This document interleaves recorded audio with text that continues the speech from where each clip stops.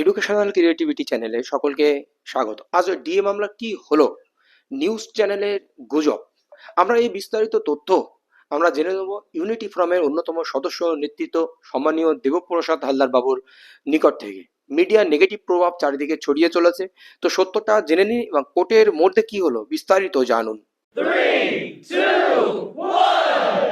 হলো না, আপনার কি মনে হলো? আপনি তো ছিলেন সরাসরি। সে কারণে আমরা মিডিয়াকে পরিত্যাগ করি। কারণ হচ্ছে মিডিয়ায় কে কি বললো এটা বিষয় না।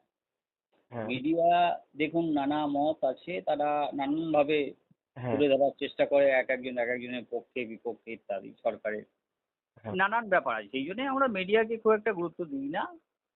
বলার স্বাধীনতা যেহেতু আছে।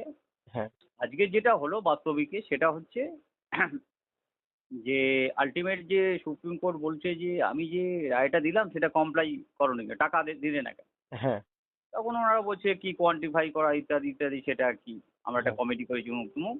হ্যাঁ, তা তখন বললো ঠিক আছে তোমরা পে করবে না, এটা বললো আর কি, যে তোমরা পে করছো না। বললো হ্যাঁ হ্যাঁ, ইয়ে। হ্যাঁ, তখন বললো Actually ঠিক আছে হচ্ছে আমি কি, তাহলে শুনে আমি শেষ করে এসএসসি দেবো, দ্বারা প্রতারিত একটা হয়েছি। মানে কমপ্লিট জাস্টিস করে দেবো। কারণ এটা মনে হলো বিচারপতি গুরুত্ব দিলেন এতটাই যে প্রতিদিন উনি শুনবেন প্রয়োজন হলে। হ্যাঁ বলেছে ডে টু ডে প্রয়োজন হলে শুনবো, ডে মানে টু ডে। মানে এতটাই উনি গুরুত্ব দিয়েছেন, এটা সবচেয়ে কিন্তু দিয়েছেন। ভালো বিষয়। কিন্তু হুম। মিডিয়া বা অন্যান্য জায়গায় আমরা দেখছি এইগুলোকে হাইলাইট করছে না, মানে লঘু করে মিডিয়া দেখছেন না বিষয়টা। করার কিছু কারণ আছে, ঠিক আছে। হুম, মিডিয়া সরকার পোষিত, হুম, সরকারের নুন খায়। অবশ্যই। সে কারণে মিডিয়ার কাজ করে। মিডিয়া, হ্যাঁ, খাদ্য এটা, তারা সরকারের পক্ষ হয়ে বললে তবে তারা বিজ্ঞাপন পাবে ইত্যাদি পাবে, তাদের পেট চলবে।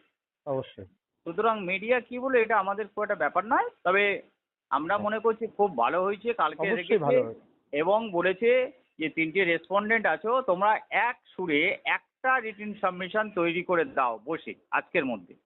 আচ্ছা, আচ্ছা। এটা মেন পয়েন্ট। হ্যাঁ, যেটা আমরা 3টে সংগঠন আলাদা আলাদা ছিলাম, একে অপরের শত্রু ছিলাম। হ্যাঁ, এবারে এক ডিরেকশনে, ভার্বাল ডিরেকশনে বললো তোমরা 3জনে মিট করে আজকের মধ্যে রেডি করে কালকের আমার কাছে জমা দাও, আমি ওইটার বেসিসে করে দেবো। আচ্ছা, আচ্ছা, এই হলো ব্যাপার। আচ্ছা। এই জন্য একটা হ্যাঁ, বলুন। আমাদেরও গুগল মিট হচ্ছে, 3টে হ্যাঁ, সংগঠনের তরফে যে অ্যাডভোকেটরা আছে বাহ, বাহ, তারা ঠিক করে বসে টসে একটা বাহ। রেডি করে কালকে জমা দিয়ে দেবে। এটা এই হলো কিন্তু বিষয়। এটা কিন্তু আমাদের কাছে দারুণ খবর। আচ্ছা, এটা প্রতিদিন। হচ্ছে, এবার হ্যাঁ, হচ্ছে অল পয়েন্ট, মানে হ্যাঁ, শুধু ডি এর মধ্যে থেমে থাকলো না। বলেছে উনি তো 16 তারিখে বলেছেন অন অল দ্য ইস্যুস, তার মানে ডি ছাড়াও যদি কোনো issue হাউস থাকে। রেন্ট, ট্রান্সপোর্ট অ্যালাউন্স, বাহ, তারপরে 48 মাসের বেতন, বকেয়া বেতন, 27 মাসের বকেয়া বেতন, 10% অ্যাটলিস্ট ইন্টারেস্ট পার অ্যানাম, এই যা বিষয় আছে আমরা সবটাই দিতে চাই।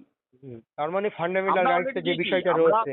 আমরা ইউনিটি ফোরামের তরফ থেকে অলরেডি দিয়ে দিয়েছি, সেটা অ্যাকসেপ্ট হয়েছে। হ্যাঁ, হ্যাঁ, কিন্তু বলছে যে 3জনের সহমত হয়ে একটা দাও। আচ্ছা, আচ্ছা, দাওনি কেন? হ্যাঁ, দিলে ভালো হতো। রাইট, যদি সবাই দিয়ে দিত না তাহলে আর প্রশ্ন উঠতো না। আমরা হ্যাঁ, দিয়েছি, বাকি দুটো সংগঠন দেয়নি। হ্যাঁ, কারণ সকলে তো মাতব্বর, সকলে তো সব জানতা। হ্যাঁ, হ্যাঁ, তারা মনে করে যে আমরা সব জানি। রাইট, এই হলো ব্যাপারটা। তো যাই হোক, এখন ওটা আজকের মধ্যে সিদ্ধান্ত নেবে, নিয়ে কালকে জমা দেবে, কালকের হিয়ারিং হবে। বেশ। কে কাল কতটা সময় কাল লাগবে। কাল 11টা নাগাদ শুনানি আবার হবে। হ্যাঁ, top of the list, top of high the on the list. Board আছে। ধন্যবাদ। প্রয়োজন হলে বুধবারেও শুনবেন, মানে প্রতিদিন। প্রয়োজনে বুধবার শুনবেন, প্রয়োজনে বৃহস্পতিবার, প্রয়োজনে শুক্রবার। Right, right, right. খুব ভালো দিক এটা। হ্যাঁ, ভালো দিকে যাচ্ছে। সুতরাং সুপ্রিম কোর্ট থেকে একটা ভালো অর্ডার যদি হয় হ্যাঁ, তাহলে সেটা ফেল করলে বুঝবে। তাই এটা হচ্ছে all India basis. Right, right. Hmm, কারণ সারা দেশে এর প্রভাব পড়তে পারে। অবশ্যই। এই হলো ব্যাপার। ধন্যবাদ। ঠিক আছে ভাই, ওকে, ভালো থেকো। হ্যাঁ, ওকে, হ্যাঁ। ওকে।